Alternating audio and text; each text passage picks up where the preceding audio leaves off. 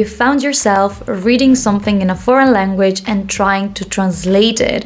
How many times have you found yourself speaking in a language and starting from your L1, so your native language, and then trying to say the exact same thing in another language? Why are we doing it?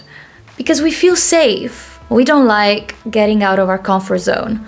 We don't like venturing in a world that doesn't belong to us. You're trying to put yourself in different shoes.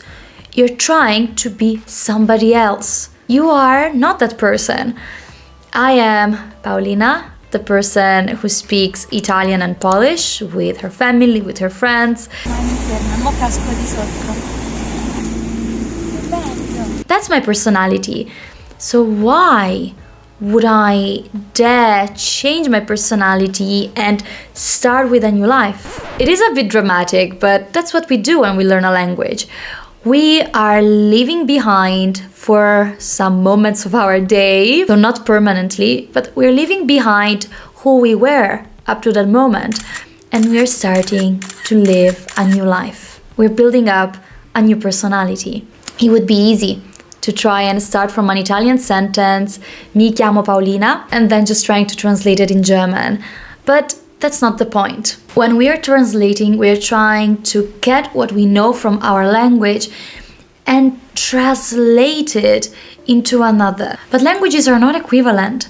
We can't always say the exact same thing in our L1 and in an L2. In Italian, we say ho 27 anni. So I possess those years. They are mine. I possess 27 years of life.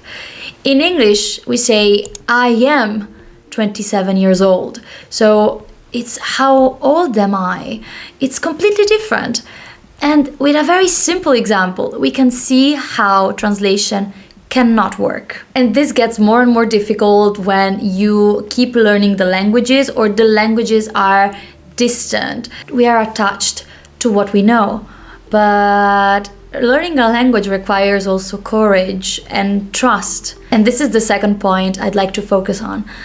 Trust. You need to trust your brain. You need to trust your linguistic skills. You need to trust those parts of the brain that deal with language. And it is tough because you need to trust something you cannot see. You need to trust that you're reading something, it's confusing. You find a word, you remember it, but then you forget it, and then you remember, and then you forget.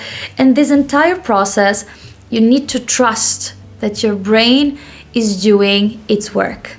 And with time, you will see results because you'll slip on it and the mechanics of it are here and we don't have control over them. All we can do is just feed our brain with information, feed our brain with practice, with experiences, with knowledge. But it's something we sometimes think it's immediate, but it's not. I once read a comment under a video describing this phenomenon incredibly spot on. We are, for our language, like a terrible boss, a terrible manager. Our brain is an employee. It is trying to do its work. It has different tasks it's trying to perform, and we are that manager asking every 5 minutes to hand in some feedback, paperwork. We want to know, okay, how is it going? How is it going?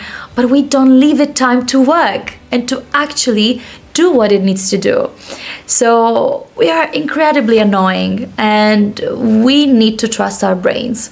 We need to trust our abilities. And this is a misconception, but you can stop translating even when you're at very early stages of the language, because you needn't know how to say everything just at the beginning. Get repetition.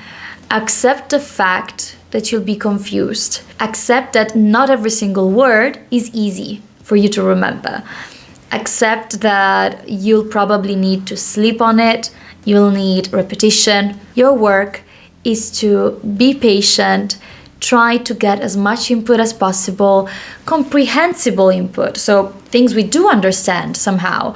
If I listen to a Japanese podcast now, I don't understand Japanese, I don't acquire the language.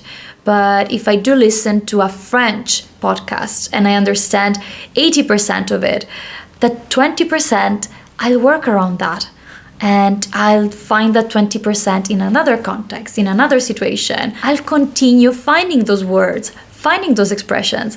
And little by little, I am building that language. Even at these levels, you can manage to successfully avoid translation. We like easy, but languages, I know it's harsh, but they are not easy. They are not immediate.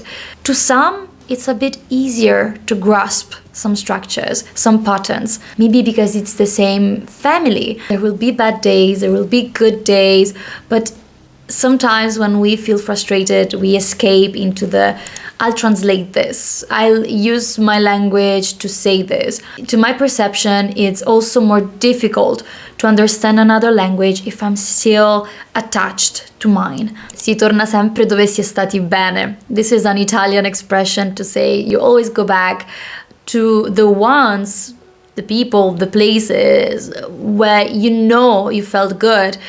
And the fact is, it feels good to know your language. It feels good to master speech. It feels good not having doubts about what to say, how to say it, what intonation to use, how was that word. It feels good knowing all of that and escaping the doubt. But that's what language learning is about.